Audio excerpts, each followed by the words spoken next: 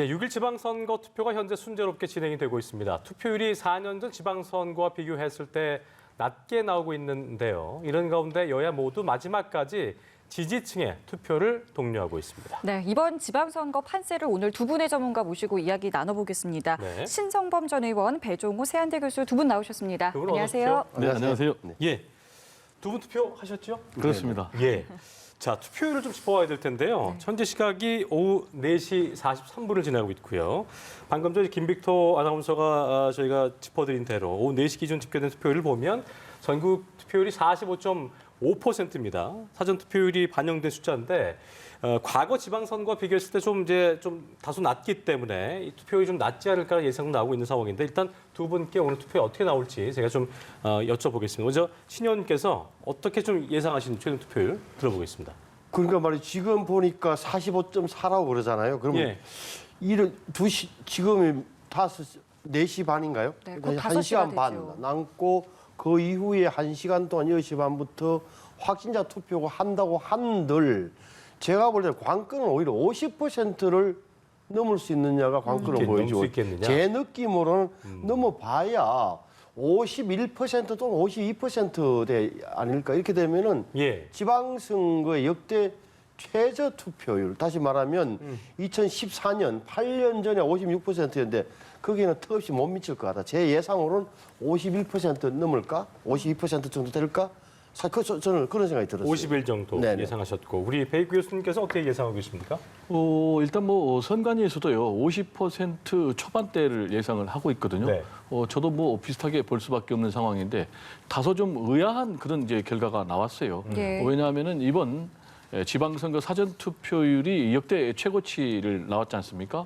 그러다 보니까 지난번에 지방선거 투표율이 60%니까 60% 플러스 한 1, 2 정도는 나올 것으로 생각을 했는데 예. 지금 이제 50% 초반에 매우 저조한 그런 이제 투표율을 예상을 하고 있는 그런 상황 아니겠습니까? 예. 그럼 이제 왜 이렇게 저조한 투표율이 나왔는가?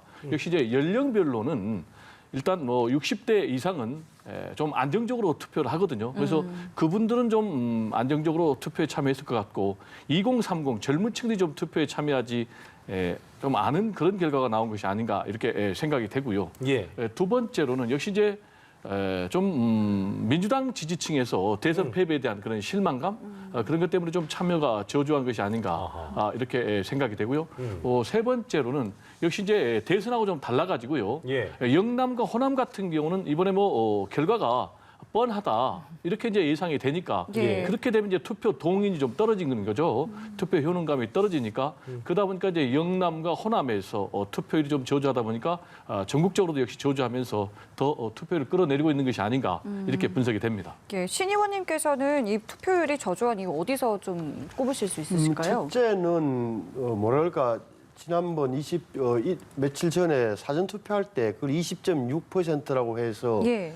2018년보다 높았으니까 2018년에 60% 넘을 거라는 그 추론 자체가 전제가 잘못됐던 거예요. 그러니까 저는 처음부터 이것은 효능이 떨어진다. 다시 말하면은 그렇게 연결이 되지 않는다. 사전 투표와 본 투표를 일찍 하는 이런 행태로 굳어진 거지 할 사람은 거의 많이 했다라고 보는 게 맞을 거라는 생각을 했거든요. 그래서 예. 따라서 60% 턱도 없는 이야기 같고 결국 이야기하면 대통령 선거 끝난 지 딱 석 달이 채 안 되잖아요. 85일인가 그래 지났을 겁니다. 3월 네. 5일 날. 그러니까 정당과 후보자들은 마음이 급해서 투표장에 나가 주십시오라고 수없이 외치고 있지만 국민들은 냉정하게 보는 거예요. 그럴 만한 정치적 긴장을 석 달 이후에도 유지할 동인이 별로 없었다. 예. 그리고 국민의힘 지지자층 입장에서 보자면은 여론조사 쭉 나온 거 보면 내가 그거 안 나가도 선거는 성적이 좋을 것 같다는 생각하는 거고 예. 민주당 지지자층들은 나갈 만한 나가서 분노를 표시할 만한 동인 예. 민주당에 내가 살려야 되겠다 이런 게 떨어졌다 이렇게 보는 게 맞는 거야. 특히나 사전 투표 전체적으로 투표율이 낮은 이유가 광주와 대구시가 많이 낮잖아요. 특징이 뭔가요? 그러니까 거기는 성분은 이미 좀 정해져 있는 것 아니냐는 예. 그런 생각에서 예. 떨어졌다. 그래서 만약 50%라면 이런 거예요. 유권자가 4,430만 명인데 2,200만 명 정도가 투표를 하고 말 바꾸면 2,200만 명의 국민들은 투표를 하지 않은 결과다. 이 그렇죠. 50% 약간 넘는다면 지방선거의 효능이랄까 이런 문제까지도 좀 짚어보는 그런 수치가 아닐까 싶어요.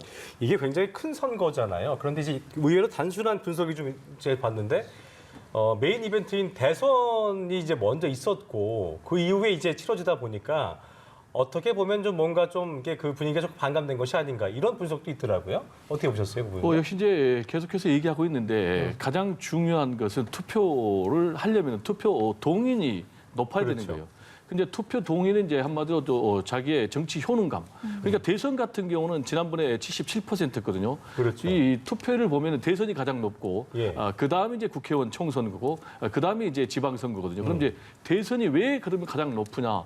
내가 투표하냐 안 하냐에 따라서 대통령이 결정될 수가 있다.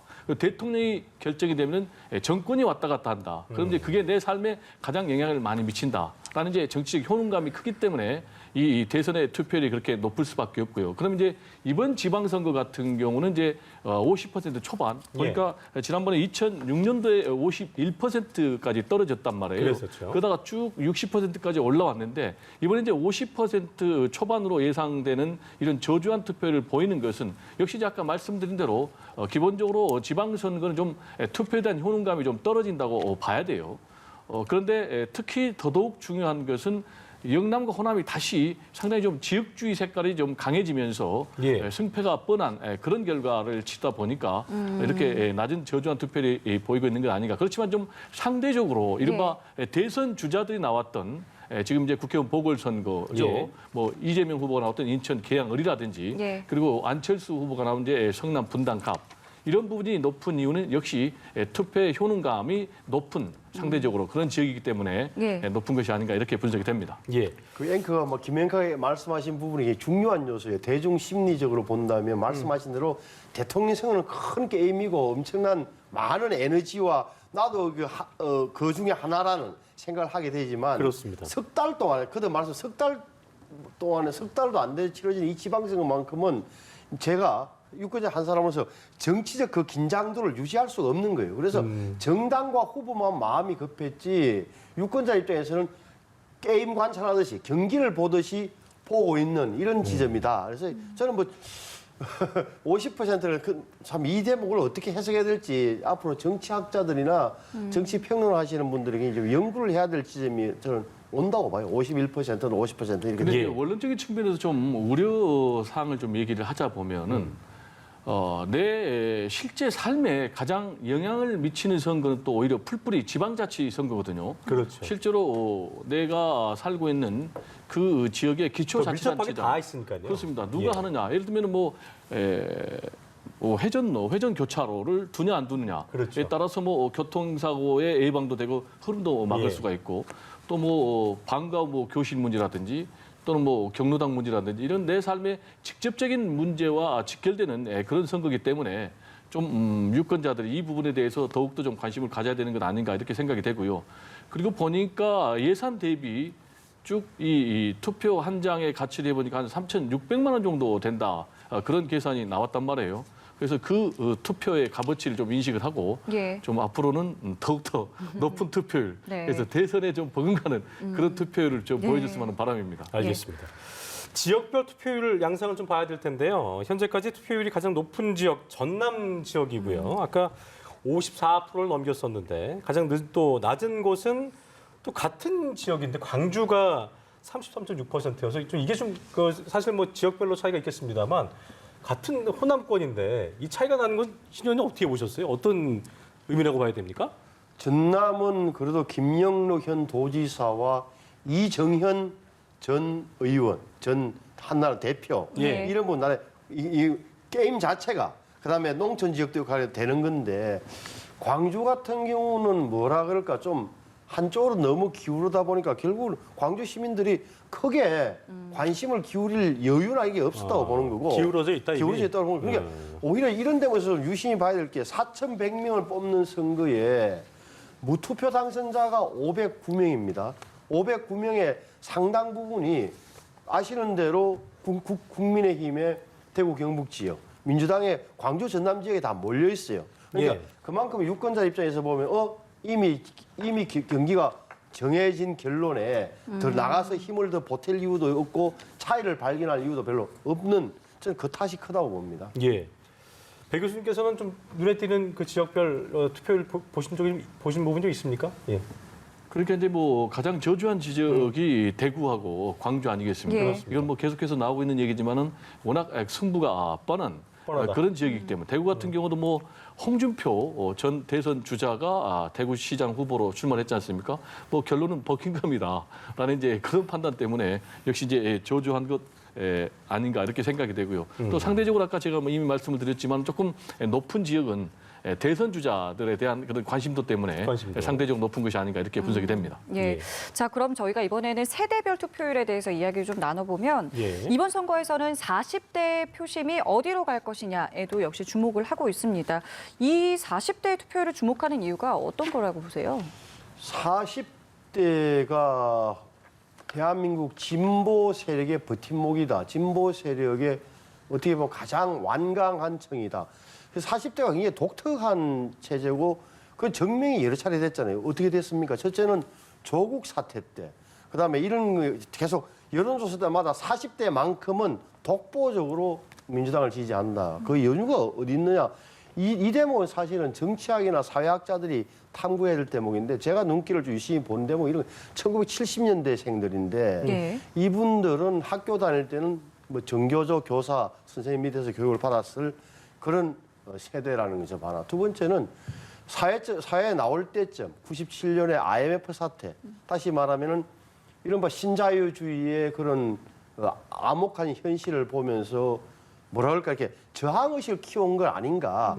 그리고 그들이 노무현 대통령 20대 때 지지했던 경험 이런 게 쌓여서 독특한 이런 정치, 사회, 경제적 경험이 40대만큼은 적어도 아직도 민주당을 지지하는 그런 세대로 남아 있는 것 아니냐. 5060과 예. 2030 사이에서. 그래서 만약에 이제 민주당 입장에서는 굳이 따지자면 40대가 무조건 많이 나오는 거예요. 이거 투표를 많이 해주는 건 많이 예. 지금 선거 국민에서는 가장 큰 희망 요인으로 받아들일 겁니다.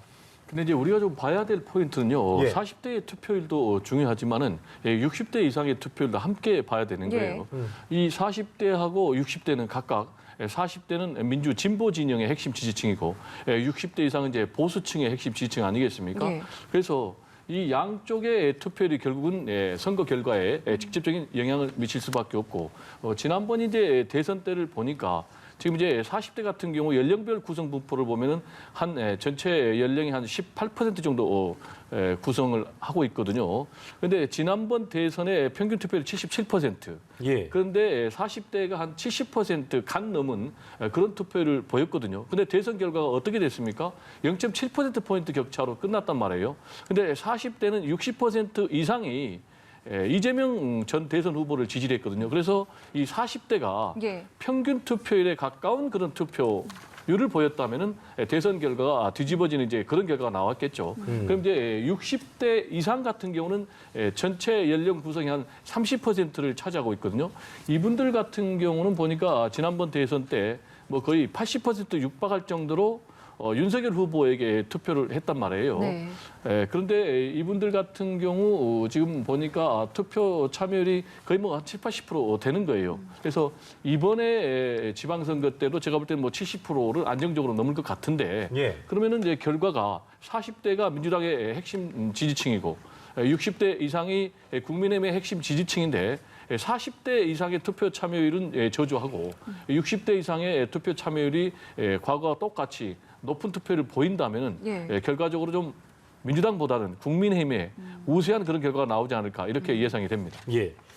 이번 6일 지방선거의 성격을 좀 보면 새 정부 출범 이후에 22일 만에 치러지게 되기 때문에 대선 연장전이다 이런 얘기도 나오고 있는 상황인데 때문에 대통령실도 굉장히 관심을 갖고 지켜볼 것이고요. 이번 선거 성격을 놓고 어떤 이런 프레임이 있습니다. 새 정부 견제냐 아니면 뭐 안정적인 국정 운영이냐 이런 여론이 갈리고 있는 상황인 것 같은데 신정희 의원께서 보실 때는 어느 쪽이 좀 더 우세하다고 보고 계십니까? 예, 구도 자체가 민주당의 절대 불리한 구도에서 치러지는 선거일 수밖에 없다. 말씀하신 대로 대통령 선거가 뭐 석 달이 채 안 됐다. 그다음에 5월 10일 날 대통령 정부 출범했는데 이제 22일, 23일 된 이 마당에 예. 민주당이 내세웠던 견제론이 먹히기에는 좀 너무 시간적 간격이 짧다. 무슨 말이냐? 아니 정부가 제대로 출범도 안 했는데 무슨 견제를 한단 말이냐는 그런 부분이 좀 힘을 얻기 힘들다. 오히려 새로운 대통령에게 일하도록 힘을 실어주자. 왜 그러냐? 예. 국회는 2년 동안 앞으로도 2년 동안 2024년까지는 민주당이 야당이 아주 절대 다수석을 차지하고 있는 마당에 지방 권력마저도 계속 야당에게 4년 전의 구도로 맡기기에는 무리가 아니냐는 생각을 함직한 거죠. 그래서 지금까지 나온 여론조사 결과 그 공표된 거 보면은 결국 그래서 국정 안정론이 견제론보다 많고 또한 정당 지지율로 차이가 났던 게 근거가 바로 거기 있는 거란 말이에요. 그럼에도 불구하고 민주당이 예를 들어서 송영길 전 직전 대표가 서울시장으로 나오고 그 자리를 직전 대통령 후보인 이재명 고문이 개항으로 가면서 예. 오히려 정권 견제론이냐 안정론이냐 여기에 불을 붙이면서 민주당으로서는 손해를 많이 본 그런 저는 전략이라고 봐요. 네. 배 교수님은 어느 쪽의 우세를 좀 점치고 계세요? 뭐 과학적인 근거로 분석을 해야 될 텐데요. 일단 여론조사를 보면은 네. 국정 안정론이 견제론보다 10%포인트 높아요. 그리고 이제 역대 선거를 보면은 정권 출범 초기에는 압승을 거뒀거든요. 집권 여당에서. 예. 실제로 이제 4년 전에 문재인 정부가 출범하고 첫 전국 선거가 이 지방선거였거든요. 그때 17개 14대 광역 이었죠, 그때. 시도자치단체장 기준으로 민주당이 무려 14곳을 석권을 했지 않습니까? 그렇습니다. 그런 데는 이제 뭐 역시 허니문 효과, 집권 출범 초기 효과도 있었고 또 선거일 하루 전날 북미 정상회담이 열렸지 않습니까? 예. 그런 부분들이 이제 영향을 미쳐가지고 14곳을 석권을 했는데 지금 또 보니까 윤석열 대통령의 지지율도 최근에 50%를 뚫었어요. 예. 그리고 또 국민의힘 지지율이 정당 지지율이 민주당에 비해서 한 10%포인트 높고 이런 것으로 볼 때는 역시 정권에 대한 견제론보다는 국정 안정론의 힘을 받고 있는 그런 지표들이 아닌가 이렇게 예. 생각이 되고 그러다 보니까 네. 지금 민주당 같은 경우는 심판론, 견제론 대신에 균형론, 일꾼론을 내세우고 있어요. 대선으로 이미 심판은 끝났습니다. 이제는 정말 우리 지역 주민들을 위해서 일할 지역 일꾼들을 뽑아야 됩니다. 이 일꾼들을 뽑으려면은 누가 유능한가라는 기준을 가지고 선택해 주십시오라고 네. 호소하고 있는 그런 전략을 택하고 있는 상황입니다. 네. 그래서일까요? 이 국민의힘 같은 경우에는 이번에 지자체장 17곳 가운데 최소 9곳에서는 이제 승리를 할 수도 있다라고 이제 자체적으로 승리를 전망을 하고 있는데 글쎄요 판세에 대해서는 어떻게 좀 바라보고 계신지 궁금합니다. 국민의힘에서는 최소 9곳이라고 이야기를 하지만 내심은 더 많을 거라고 보는 거고 제가 볼 때는 이게 뭐 결과가 좀 있으면 나옵니다만 저는 아마 보수적으로 보면 11대 6 좀 더 냉정 현실적으로 보면 12대 5까지도 가능하다서 예. 뭐 진짜 저는 그래 봐요. 근데 이거는 뭐 나오겠죠. 근데 지금 보면 민주당이 유리한 데가 호남 3곳, 광주, 전북, 전남, 예. 또 제주도 외에 딱히 유리하다, 우리가 훨씬 낫다고 할 만한 데가 눈에 안 띈단 말이에요. 그다음에 예. 아시면 네 곳이 결국은 경기, 충남, 대전, 세종이 4곳이 경합지인데 4곳 가운데 제가 볼 때는 글쎄요 한 2-3곳은 아마 복무에는 국민의힘 쪽으로 넘어갈 공산이 큰 거고 뭐 이렇게 결과를 봐야 되겠습니다만 예. 그렇게 본다면 저는 보수적으로 봐도 11대 6. 11대 6. 예, 예. 11대 6. 예, 12대 5까지도 저는 가능한 대목이 아닐까. 물론 제가 틀릴 수도 있는데 저는 개인적으로 그렇게 느껴져요. 배 교수님 생각도 듣고 싶은데요. 저도 뭐 비슷하게 전망을 하는데요. 일단 판단의 기준은 지난번 대선 투표 결과가 돼야 될 것 같아요. 전체 17곳 가운데 10곳에서 윤석열 대통령 후보가 승리했고 7곳에서 이재명 후보가 승리를 했지 않습니까? 예. 그래서 뭐 그 표심이 그대로 간다면 10대 7이 돼야 될 텐데 아까 말씀드린 대로 이제 출범에 대한 그런 이제 효과들이 좀 있기 때문에 이 10대 7보다는 11대 11대 6이 더 가깝게 제가 볼 때 전망이 된다. 예. 그런데 지금 뭐 여기서 좀 더 안 좋으면은 네. 12대 5까지도 지금 격차가 벌어질 수도 있다. 역시 이제 가장 중요한 것은 호남 3곳은 민주당이 석권을 할 것 같고요. 예. 제주 그리고 경기 그리고 충청권 1곳. 이런 곳에서 민주당이 승리한다면 6곳 승리할 텐데 만약에 여기서 6곳을 좀 승리하지 못한다면은 격차가 12대 5까지도 벌어질 가능성도 배제할 수는 없다고 봅니다. 예. 지금 그 4곳 약간 뭐 박빙이라고 할 수 있는 곳 경기, 세종, 인천, 대전인데 이 지역은 뭐 저희가 뭐 다 예상밖에 할 수 없겠습니다만 신전 의원께서 아까 이제 12대 5 최대 얘기했을 때 이 지역에서 이제 이긴다는 걸 가정해서 얘기하신 것 같은데 어떻게 좀 예상하세요?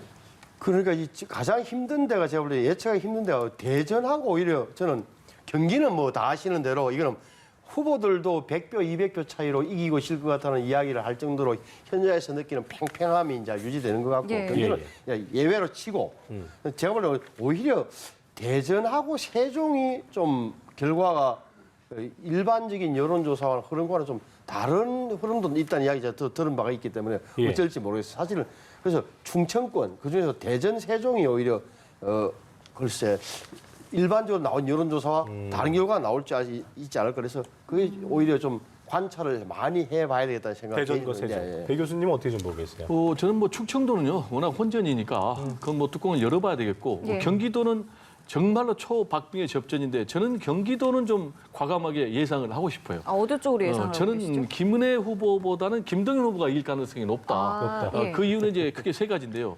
첫 번째, 선거 막바지에 악재가 터졌어요.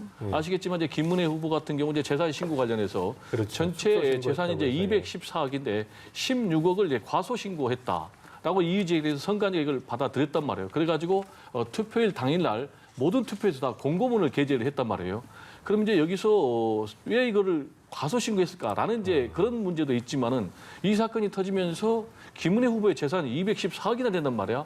이런 부분도 좀 일반 유권자들로서는 상당히 좀 거북하게 생각할 그런 대목이 이제 악재가 터졌고 두 번째로 역시 이제 구도의 문제예요. 선거에서 가장 중요한 것이 구도라고 할 수도 있는데 예. 강용석 후보가 보수 후보잖아요. 예. 강성 뭐 구구 지지를 받고 있지만은 이분이 그래도 한 3%에서 5% 정도의 지지를 받고 있는데 지금 독자적으로 완주를 했단 말이에요. 그럼 이제 초박빙의 선거에서는 이 표의 지금 누수가 상당히 좀 아쉬운 부분이죠.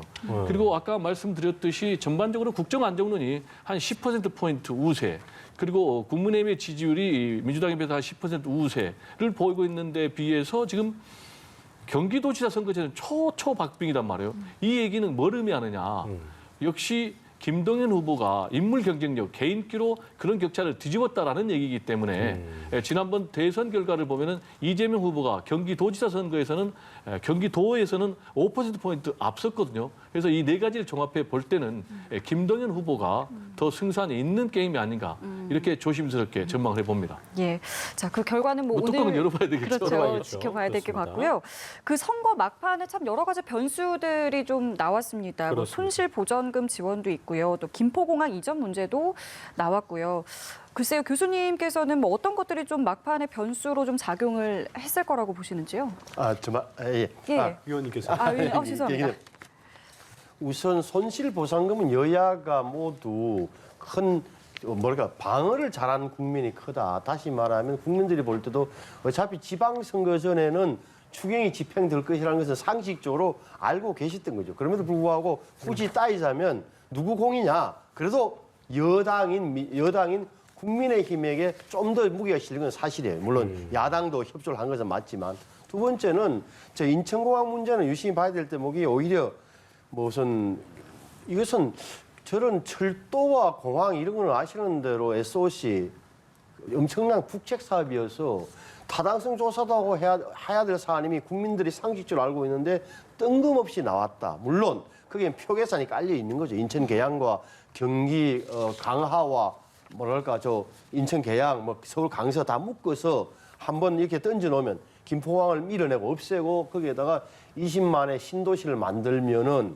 강남을 제2의 강남을 만들어 드리겠습니다 이런 건데 표가 될 거라고 계산했는데 제가 볼 때는 그것은 좀 일반인의 상식과 맞지 않는 대목이 있다. 특히나 유심히 봐야 될 대목이 저게 제주지사 선거 또 제주시을 국회의원 선거에 어떤 영향을 미칠까지도 봐야 된다. 따라서 이재명 후보나 송영길 후보 입장에서는 마음이 급해서 지역의 표를 얻기 위해서 던진 것이지만 민주당 전체적으로 봐서는 내부만 노출시키고 협의 안 된 그 사실만 노출시키면서 크게 도움이 안 된다. 오히려 제가 볼 때는 표에는 마이너스 요인이 저는 될 거라고 봐요. 저거는 좀 후보님 어떻게 보셨어요? 상당히 좀 듣고 싶습니다. 다른 시각을 갖고 있으니까요. 네. 첫 번째로 손실 보상금 문제. 이것과 관련해서는 제가 볼 때는 크게 영향을 못 미칠 것 같아요. 왜냐하면 두 가지인데 첫 번째로는 이게 여야가 공이 대선 기간에 했던 공약이에요. 오히려 지금 이제 야당, 민주당 같은 경우는 왜 당시에 내걸었던 소급 적용까지 다 해줘야 되는데 이걸 안 하느냐라고 지금 공격을 역공을 하고 있는 그런 상황. 예. 그래서 이 돈의 꼬리표에 과연 민주당 꼬리표가 붙어 있는지 아니면 국민의힘 꼬리표가 붙어 있는지 이것과 관련해서 소상공인 자영업자들이 둘 다 아니다. 그냥 내지는 뭐 둘 다다 이렇게 생각할 가능성이 높고요. 두 번째로는 이걸 규모를 좀 늘렸어요. 당초 이제 59조 4천억인데 62조까지. 그러니까 그렇죠. 2조 6천억 원을 그럼 이건 누가 늘렸느냐? 네. 이 부분은 이제 민주당에서 늘렸거든요. 그러면서 이제 지급 대상자도 늘어났거든요. 그러면 이걸 종합해 보면 제가 볼 때는 뭐 누가 유불리를 얘기하기 좀 어려운 그런 어렵다. 이슈다라고 정리가 되고요. 예. 그리고 이제 김포 공항 문제와 관련해서는 예. 지역에 따라 다르다 저는 좀 이렇게 생각을 합니다.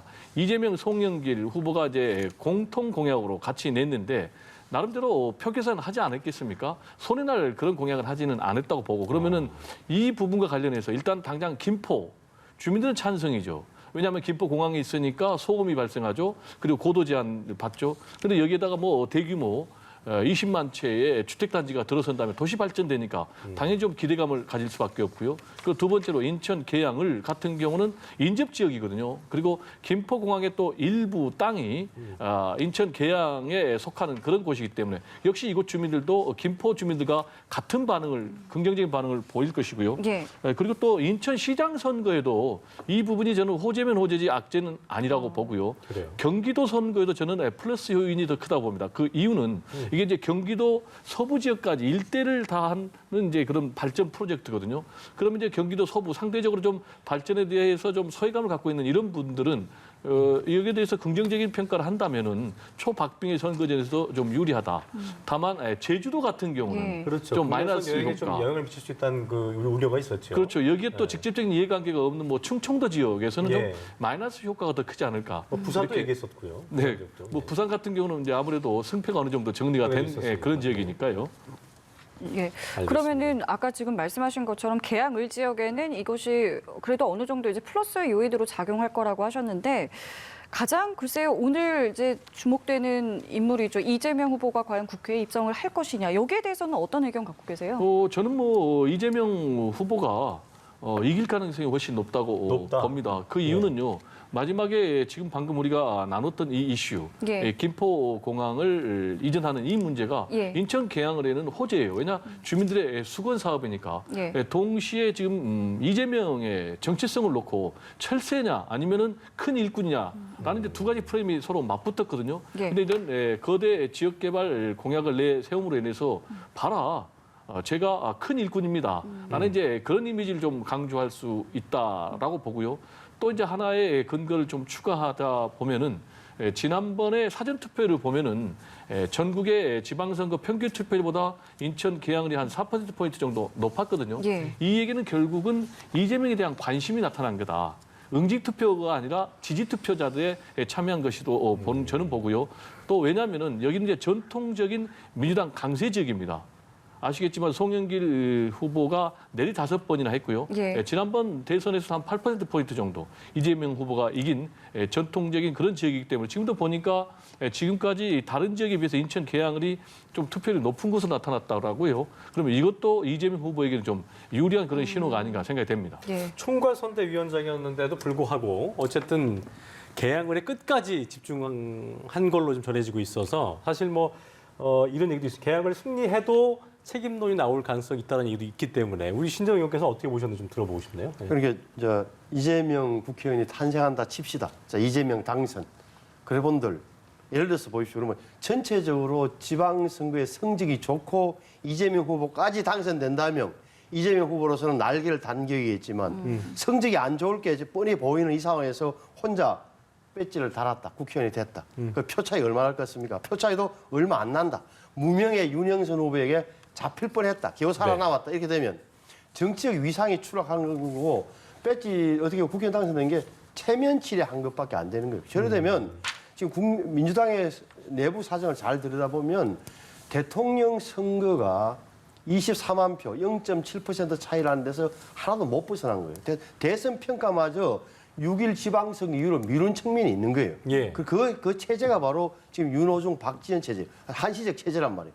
저래 되면 이제 모든 초점은 이재명 의원이 다 들어오면 8월 달 전당대회에 쏠리는 거예요. 당권. 예. 다시 말하면 제1야당의 방향을 누가 정하느냐. 당권을 둘러싼 다툼이 벌어지게 돼 있고 지금 이른바 이낙연 계라든지 친문계열에서 절대 정말 이재명 후보를 호락호락하게 당권을 허락하지 않을 겁니다. 제가 볼 때는 야당이 굉장한 딜레마에 빠질 가능성이 높다. 8월 달까지 2달 동안은 다시 혼란에 빠질 거라고 저는 봐요. 자, 그럼 저희가 시간이 많지는 않은데 분당갑에 출마한 국민의힘 안철수 후보 이야기도 잠깐 좀 나눠보겠습니다. 예. 국회 입성 여부 역시 관심인데요. 어떻게 예상하세요? 아니 뭐 지금까지 여론조사 보면 안철수 의원이 탄생한 건 맞다. 예. 저 의미가 있는 게 보십시오. 안철수 후보가 대통령 선거 2번 나왔지만 전부 다 제3당 소수 정당으로 나왔던 거예요. 이른바 이 제1여당의 후보로 선거 치는 게 이번이 처음일 거예요. 제가 안 가봤지만 안철수 후보는 야 이게 여당인 모양이다라고 좋아하실 게 틀림없어요. 그러니까 예. 보수 본류의 발을 디디고 처음 들어오는 거다. 저렇게 되면 뭐 관심에 초점하시는 대로 이제 다음에 당권을 그렇죠. 노리고 당권 예. 이후에 다음에 5년 후에 대통령 선거를 이제 몰아볼 텐데 당권 문제는 또 다른 차원이에요. 그러니까 이준석 대표의 당 대표 임기가 내년 6월까지로 돼 있어요. 그러니까 그 중간에 아시는 대로 중앙윤리위원회에 의한 당원권 정지라든지 이런 게 되지 않으면 내년 6월 달에 다시 한 번 더 전당대회 때 나오는 수밖에 없다. 그때 예. 되면은 당 지형이 어떻게 바뀌어질지, 당내에서 안철수 의원에 대한 평가가 어떻게 달라질지, 당내 세력을 만들어낼지, 진짜 정치력이 실험에 오를 가능성이 커요. 원내 입성 시 어떤 입지가 형성이 될까 듣고 마무리 짓겠습니다. 일단 뭐 원내에 진입을 하게 되면은 최소한의 교두보는 확보가 되는 것이죠. 예. 그런데 안철수 후보 같은 경우는 앞으로 본인이 대선 주자로 확실하게 자리매김하기 위해서는 세 가지 이 걸림돌 내지는 이제 관문을 통과해야 되는데 첫 번째가 이준석 대표하고의 관계라고 생각을 합니다. 아시겠지만 이준석 대표하고는 뭐 영원한 앙숙이 될 가능성도 있을 정도로 예. 계속해서 대선 과정에서도 티격태격, 지금도 티격태격하고 있거든요. 그래서 이 이준석 대표의 문제를 어떻게 극복할 것인가가 당장 당면한 과제고요. 그리고 두 번째로 본인 입장에서는 대권 도전에 탄탄한 기반을 마련하기 위해서는 이제 당권에 도전해서 승리를 해야 되는 건 아니겠습니까? 그렇습니다. 근데 본인 같은 경우는 뭐 합당을 했지만은 3명의 국회의원 근데 이제 그 중에 한 명 권은희 의원 같은 경우 사실상 이탈했지 않습니까? 그럼 이제 국민의힘과 합당을 했지만 국민의힘의 당내 세력 기반은 거의 없다고 봐야 되는 거예요. 그러면은 김기현 전 원내대표도 지금 앞으로 당권에 도전한다는 건 아니겠습니까? 그렇습니다. 그리고 현재 대표적인 핵심 윤핵관이라고 쓰는 권성동 원내대표도 또 뭐 당권에 도전한다면 과연 이런 분들을 이길 수 있을 것인가? 라는 이제 그런 좀 문제 제기가 되고요. 역시 이제 세 번째로는 안철수의 정치는 무엇인가가 가장 중요한 것 같아요. 안철수 후보 같은 경우 새정치 깃발로 제3정당, 제3후보의 깃발로 정치에 뛰어들었는데 결론은 지금 거대 양당의 하나인 국민의힘에 굴복해서 합당하는 이제 그런 결과로 끝났기 때문에 그러면 안철수는 대한민국의 정치 발전을 위해서 무슨 깃발, 무슨 슬로건을 내걸 것인가라는 문제에 대해서 확실한 해답을 주지 않는다면은 앞으로 본인이 국민의힘의 대권 후보로 되기까지는 상당히 좀 험난한 길을 가야 되지 않을까 이렇게 생각이 됩니다. 네, 알겠습니다. 저희 오늘 두 분 말씀은 여기서 마무리 짓겠습니다. 네. 지금까지 신성범 전 의원, 배종우 세한대 교수와 함께했습니다. 오늘 말씀 고맙습니다. 고맙습니다. 네, 감사합니다.